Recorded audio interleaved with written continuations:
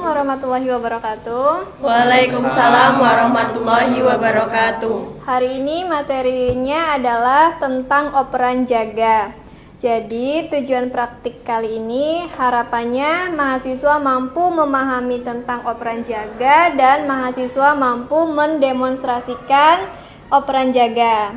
Nah, mahasiswa di sini sudah tahu semua apa itu operan jaga? Belum. Baik, saya jelaskan terlebih dahulu. Operan jaga atau nama lainnya sering disebut dengan handover gitu ya. Nah, itu tuh maksudnya adalah kita memberikan informasi tentang kondisi pasien dan ada juga perawat yang shift berikutnya dia menerima informasi tentang kondisi pasien. Jadi memberikan dan menerima informasi tentang kondisi pasien gitu. Kemudian operan jaga ini dipimpin oleh kepala ruang ya. Jadi dalam tugas manajerial seorang kepala ruang itu tadi kalau tugasnya kan ada planning, organizing, actuating, controlling, dia masuknya ke actuating, pengarahan juga gitu. Operan jaga adalah bagian dari pengarahan seorang kepala ruang kepada staf-staf di ruangan.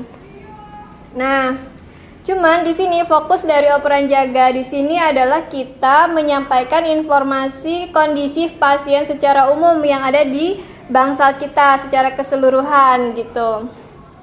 Kemudian jadi tujuan di kegiatan operan ini nantinya perawat yang shift berikutnya itu akan mendapatkan informasi tentang kondisi pasien yang akan dia asuh, kemudian tindak lanjutnya juga dia akan dapatkan informasi tersebut gitu, tindak lanjut asuhan keperawatan yang harusnya dilakukan oleh shift berikutnya itu apa gitu.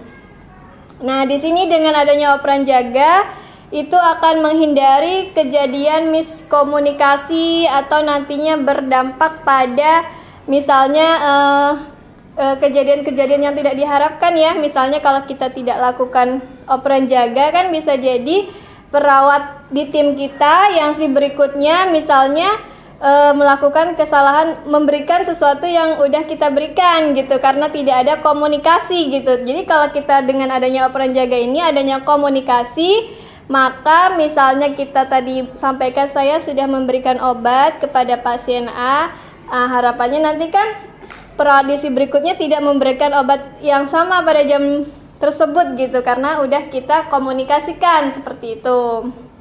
Jadi akan menghindari kejadian yang tidak diharapkan gitu ya. Kemudian operan jaga ini dilakukannya sehari itu dalam 24 jam itu 3 kali. Nah, jadi dia dalam 24 jam kan tenaga keperawatan itu shiftnya 3 ya, dibagi 3 ya, shift pagi, siang, dan malam. Nah, operan jaga selalu kita lakukan di awal shift gitu. Misalnya kalau shift pagi itu biasanya jam berapa? Jam 7 sampai jam 2. Nah, maka operan jaga kita lakukan pada jam 7.00 tersebut gitu. Jadi kita nggak boleh mengundur-ngundur jam 7.30 gitu ya, karena kan yang shift sebelumnya tuh harus sudah segera pulang dan istirahat gitu, dan yang shift yang akan shift ini harus segera pelayanan gitu. Jadi jam 7.00 kita lakukan. Kemudian shift siang itu jam berapa? Jam 2 sampai jam 9. Nah, maka kita lakukan operan jaga di jam 14.00 gitu di awal shift. Kemudian kalau shift malam jam berapa? Jam 9 sampai jam 7 pagi. Maka kita lakukan operan jaga jam 21.00 tersebut. Sampai di sini bisa dipahami? Bisa, Bu. Nah, yang memimpin operan jaga tadi kepala ruang ya, dan dihadiri oleh katim dari A dan B, kemudian perawat pelaksana dari tim A dan perawat pelaksana dari tim B. Yang baik yang jaga, misalnya ini kita mau operan siang ya, baik yang jaga pagi maupun yang jaga siang semuanya harus sudah hadir gitu. Karena yang jaga pagi mau mentransfer informasi kepada perawat yang jaga siang. Jadi nggak boleh kalau misalnya yang jaga siangnya belum hadir, lalu kita mulai operan gitu. Karena kan yang mau kita berikan informasi yang akan melanjutkan shift berikutnya gitu ya. Iya, Bu. Dan yang shift pagi pun nggak boleh pulang duluan gitu, karena ini yang tahu informasinya, maka dia yang akan transfer informasi tersebut ke yang shift siang tadi gitu. Kemudian selanjutnya tahapan-tahapan dari operan jaga ya. Operan jaga dilakukan yang pertama di nursing station, kita, kemudian dipimpin oleh kepala ruang, dan kepala ruang mulai membuka acara operan jaga dengan salam. Nah, setelah itu kepala ruang memberikan kesempatan kepada baik Katim A maupun Katim B untuk menyampaikan kondisi pasiennya masing-masing gitu di tim masing-masing. Setelah Katim A selesai memaparkan kondisi pasien di tim A dan Katim B selesai memaparkan informasi di tim B, selanjutnya kepala ruang mempersilahkan kepada perawat yang mau jaga siang itu untuk klarifikasi terhadap apa yang tadi disampaikan gitu oleh Katim A dan Katim B. Kemudian setelah diklarifikasi, selanjutnya kepala ruang itu merangkum informasi yang tadi disampaikan. Ingat ya, kalau kita merangkum itu bukan berarti kita kayak bacakan semua lagi, bukan, tapi ambil poin-poin pentingnya saja gitu. Karena kita intinya waktunya itu singkat, padat, jelas, waktunya sedikit untuk operan jaga karena kita harus segera pelayanan kepada pasien yang udah menunggu kan, sehingga jangan banyak pengulangan gitu. Nah, kemudian setelah kepala ruang merangkum informasi operan, kemudian kita lanjutkan ke namanya ronde keperawatan ya. Kita lanjut ke bed pasien kita, tim A ke pasien tim A, tim B ke pasien tim B gitu. Namun pada saat kita ke pasien itu kita tidak harus mengulang informasi yang tadi kita operkan di nurse station ya. Jadi kita cukup menyampaikan saja kepada pasien bahwa misalnya saya sudah selesai shift, selanjutnya akan dilanjutkan oleh rekan saya nurse siapa untuk jaga berikutnya gitu. Jadi kemudian sambil memvalidasi data, artinya tuh gini, hal-hal yang tadi disampaikan di nursing station, misalnya ada penyampaian pasien Tuan A sesak nafas. Nah, sambil kita ke pasiennya itu sambil dilihat, ya masih beneran sesak nafas. Nah, gitu validasi data tuh seperti itu. Misalnya tadi di operan disampaikan pasien terpasang kateter gitu ya. Nah, nanti kita lihat sambil kita lihat pas ke pasien itu gitu. Itu namanya validasi. Oh ya benar masih terpasang kateter. Misalnya ada hal yang berbeda ya. Misalnya di sana tadi bilang Tuan A sedang sesek, pada saat kita ke pasien ternyata udah tidak sesek. Nah, itu nanti pada saat kita selesai ronde keperawatan ada acara lagi klarifikasi hal-hal yang tidak sesuai gitu. Nah, jadi habis dari ronde keperawatan ke ruangan pasien, lalu kita kembali lagi ke nursing station. Jika ada yang nanti karunya bertanya jika ada yang masih mau diklarifikasi gitu. Kalau tidak ada, langsung ditutup saja, bersalam-salaman gitu ya. Kemudian kalau masih ada, silakan mau disampaikan misalnya. Nah, yang tadi yang ketemu hal-hal yang tidak sesuai boleh disampaikan gitu. Kemudian yang paling penting nih ya, pada saat kita menyampaikan operan jaga atau menyampaikan kondisi pasien, urut-urutannya itu adalah yang pertama kita sampaikan nama pasien ya, diagnosa medisnya, lalu masuk langsung ke diagnosa keperawatan gitu. Jadi diagnosa keperawatannya ada berapa, disampaikan satu persatu. Nah, pada saat menyampaikan diagnosa keperawatan yang pertama misalnya ya, nyeri akut berhubungan dengan agen cedera fisik misalnya gitu. Nah, kita paparkan dulu apa saja kondisi pasiennya, baik data subjektif maupun data objektifnya. Kemudian kita sampaikan tindakan yang sudah kita lakukan. Misalnya tadi nyeri akut berhubungan dengan agen cedera fisik belum teratasi gitu, ataupun sudah teratasi. Kalau sudah kan hentikan intervensi, kalau belum kan nanti ada lanjutkan intervensi ya. Lalu kita sampaikan data subjektifnya dan objektifnya. Kemudian kita lanjutkan tindakan yang sudah kita lakukan. Tindakan keperawatan itu ada onek ya. O-nya apa bisa disebutkan? Observasi. Benar. N-nya? G-nya? Edukasi. C? Kolaborasi. Nah itu pokoknya pertahankan itu urutannya urut onek tadi. Tindakan yang sudah dilakukan. Lalu kita sampaikan hasilnya. Hasil itu SWOT tadi ya. Nah, S-nya apa? SWOT? Subjektif. Ya, O. Objektif. A. Analisa. P. Planning. Nah, di planning itu udah benar kita sampaikan. Lalu planningnya ini kita sampaikan lagi onek. Misalnya masalah lanjutkan intervensi karena tadi masalah belum teratasi. Kalau hal yang mau dilanjutkan itu onek lagi. O-nya apa? N-nya apa? E-nya apa? C-nya apa gitu. Jadi sistematika penyampaian mengoperkan kondisi pasiennya seperti itu tadi ya. Iya. Bisa dipahami nggak sampai di situ? Bisa, Bu. Baik, sampai di sini ada yang mau ditanyakan? Saya, Bu. Ya, silakan. Operan jaga. Sebutin namanya. Perkenalkan, nama saya Muhammad Syaifuddin Isya. Saya mau bertanya, operan jaga itu dalam waktu 24 jam dilakukan berapa kali? Terus jamnya itu jam berapa, Bu? Oh iya. Jadi operan jaga itu dalam 24 jam itu 3 kali ya. Jadi dan tidak bisa ditawar-tawar ya. Misalnya tadi pagi udah operan jaga, siang dan malam nggak usah, itu nggak bisa. Jadi tetap shift pagi, shift siang, dan shift malam tetap wajib melakukan operan. Karena jika tidak akan bisa mengakibatkan miskomunikasi untuk shift berikutnya yang akan melanjutkan gitu. Karena di sini kita tuh kerjanya tim ya.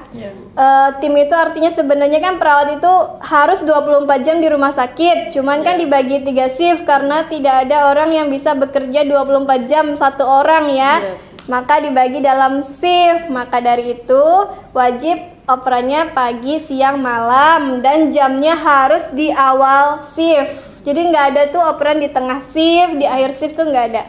Jadi harus di awal shift gitu.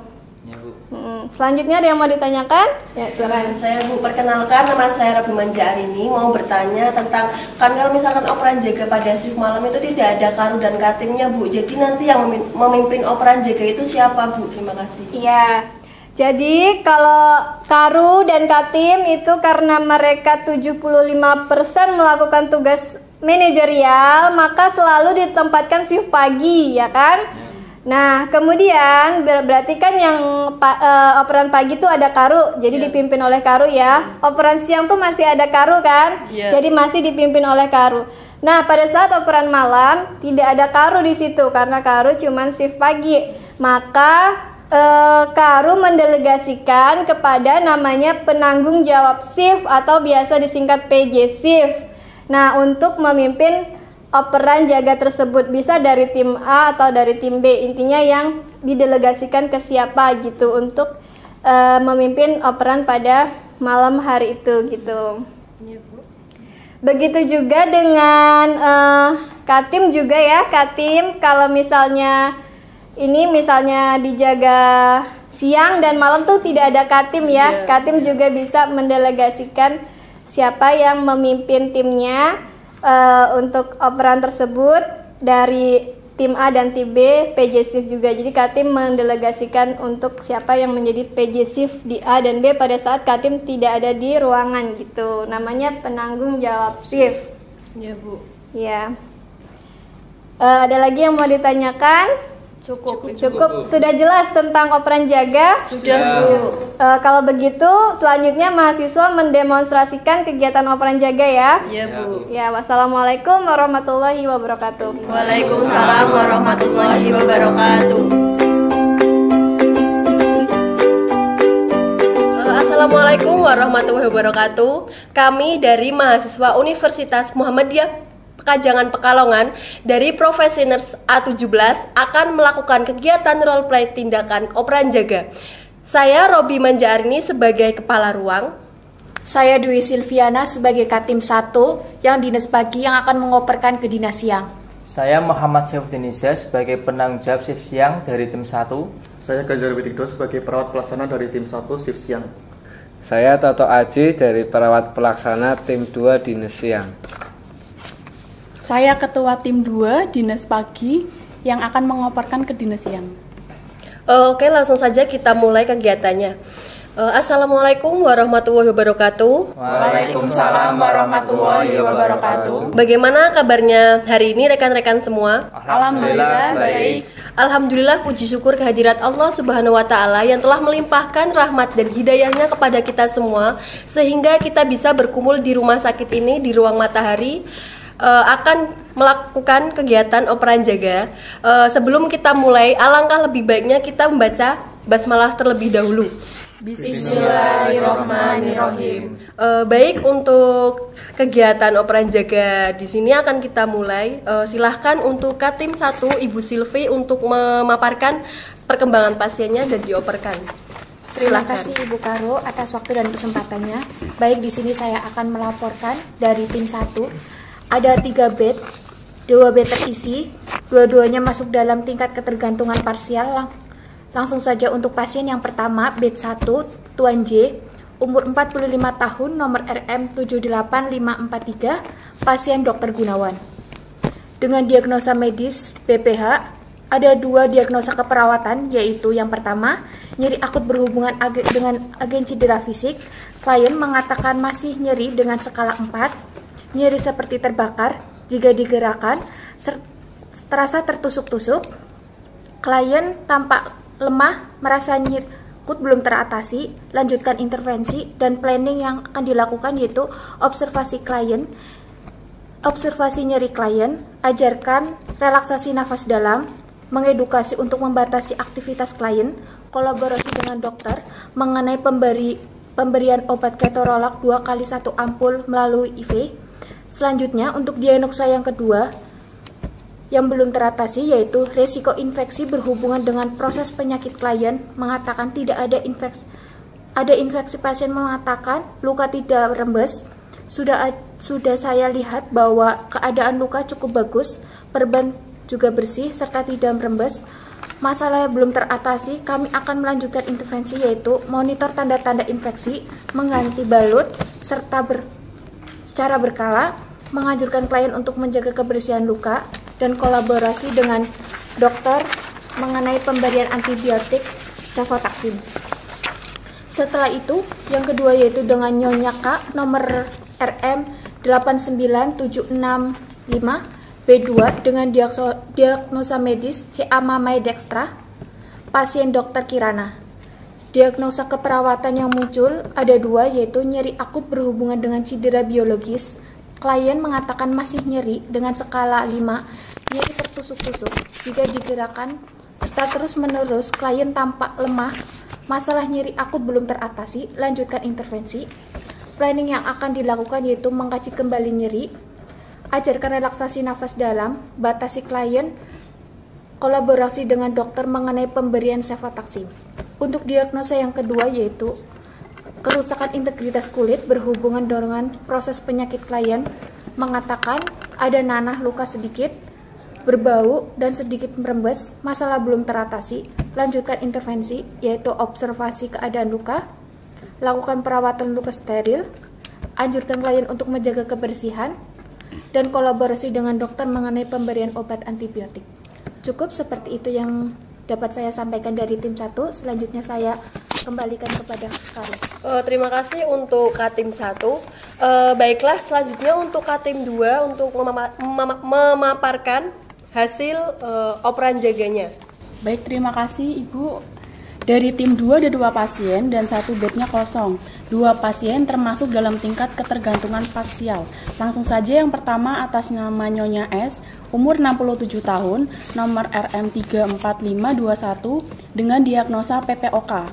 Pasien Dr. Gunawan, diagnosa yang muncul ada 2 yaitu ketidakefektifan bersihan jalan nafas berhubungan dengan peningkatan produksi sputum klien. Klien mengatakan masih batuk, terdengar suara ronhi. Masalah diagnosa yang pertama belum teratasi. Planning selanjutnya yaitu observasi kepatenan jalan nafas, lakukan batuk efektif, anjurkan klien untuk minum air hangat, dan kolaborasikan dengan dokter pemberian Ambrokol 30 mg 3 hari sekali melalui oral. Kemudian untuk diagnosa yang kedua yaitu gangguan pertukaran gas berhubungan dengan kurangnya suplai oksigen klien. Klien mengatakan Masih sesak nafas, klien terpasang oksigen dengan nasal kanul 3 liter per menit.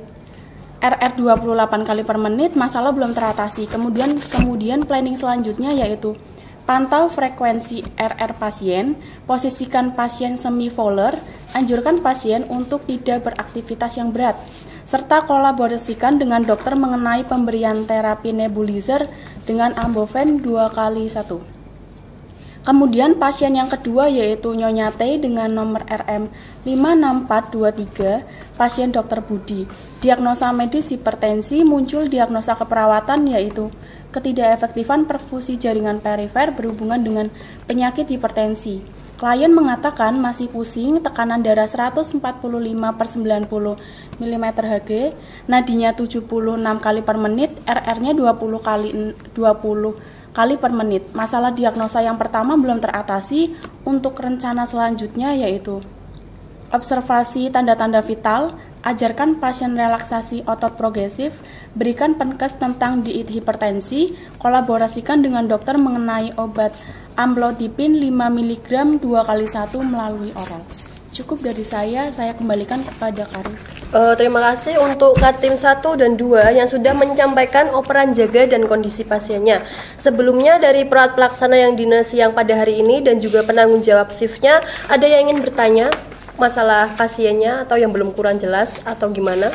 Silahkan. Saya mau bertanya, kenapa pada luka Nyonya K kok masih rembes, jahitannya rusak atau gimana itu? Baik, setelah itu ada yang ingin ditanyakan lagi dari... Ya, silakan. Terima kasih atas waktunya. Saya ingin mengklarifikasi kepada pasien atas nama Nyonya S dengan diagnosa PPOK, pasien kelolaan dari Katim 2. Apakah tadi pasien sudah diposisikan semi-volar atau belum ya? Baik, silahkan untuk Katim 1 menjawab pertanyaan dari PJ-nya. Ya, terima kasih. Kenapa lukanya merembes? Karena proses penyembuhan luka pada pasien memang cukup lama karena faktor usia juga. Dilihat dari usianya kan memang 70 tahun ya.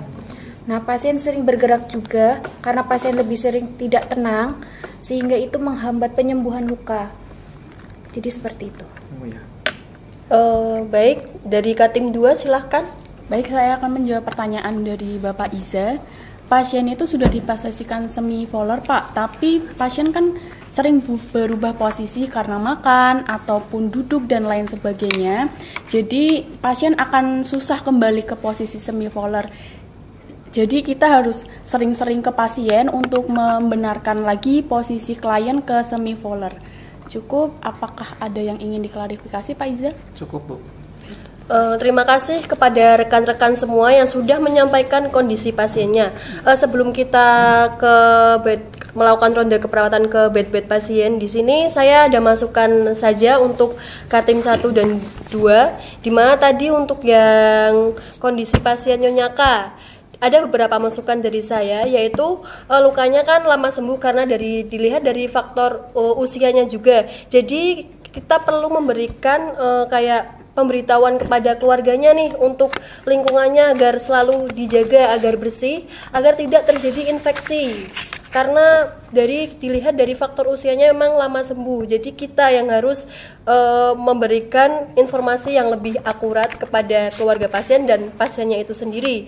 Dan untuk yang Nyonya S itu, yang PPOK itu, yang nafasnya sesak, nanti bisa dikoordinasikan lagi kepada keluarga pasien bahwa pentingnya penggunaan oksigen pada pasien. Jadi pasien bisa tahu nih dan keluarga bisa tahu bahwa oh ini pentingnya oksigen yang diberikan karena pasiennya itu sesak. Jadi kita kasih pengertian apa itu oksigennya diberikan dengan informasi yang lebih baik. Jadi keluarga bisa tahu seperti itu lebih jelasnya.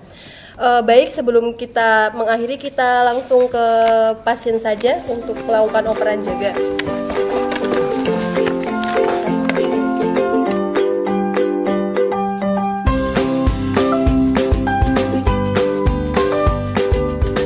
Assalamualaikum Pak.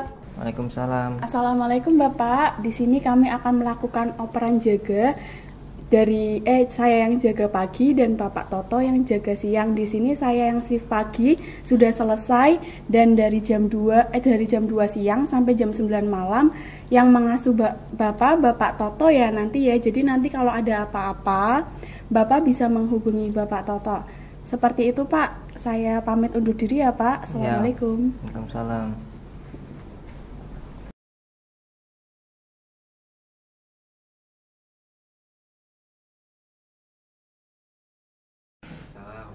Assalamualaikum Ibu. Waalaikumsalam. Assalamualaikum Ibu. Waalaikumsalam. Di sini saya akan melakukan operan jaga dari shift pagi ke shift siang. Saya di sini shift pagi dan tugas saya sudah selesai pada jam 2 ini. Nanti yang shift siang Bapak Toto akan mengasuh Ibu dari jam 2 siang sampai jam 9 malam. Jadi nanti Ibu kalau ada apa-apa nanti bisa ditanyakan ke Pak Toto ya Bu ya. Gitu Bu. Saya cukupkan, saya pergi dulu ya Bu ya. Assalamualaikum. Waalaikumsalam. Assalamualaikum Ibu. Waalaikumsalam.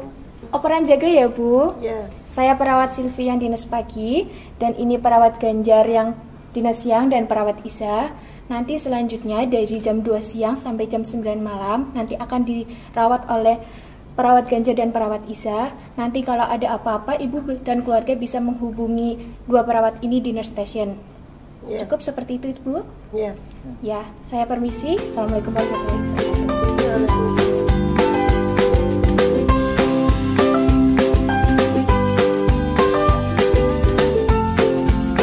Assalamualaikum Bapak. Waalaikumsalam. Operan jaga ya Pak. Saya perawat Silvi yang dinas pagi dan ini perawat Anja dan perawat Iza yang nanti dinas siang. Selanjutnya nanti Bapak akan diasuh oleh dua perawat ini dari jam 2 siang sampai jam 9 malam. Nanti kalau ada apa-apa Bapak dan keluarga bisa menghubungi perawat Iza dan perawat Ganjar. Seperti itu ya Pak? Iya. Ya, terima kasih. Permisi. Assalamualaikum warahmatullahi wabarakatuh. Baiklah, setelah kita selesai melakukan operan jaga ke bed-bed pasien, ada yang ingin diklarifikasi lagi? Tidak ada. Sudah cukup. Baiklah, kita tutup kegiatan operan jaga pada siang hari ini dengan bacaan hamdalah. Alhamdulillahirabbil alamin. Baiklah, untuk yang dinas siang selamat bertugas. Untuk yang dinas pagi semoga selamat sampai rumah dan bertemu dengan keluarga di rumah. Saya cukupkan. Assalamualaikum warahmatullahi wabarakatuh. Waalaikumsalam warahmatullahi wabarakatuh.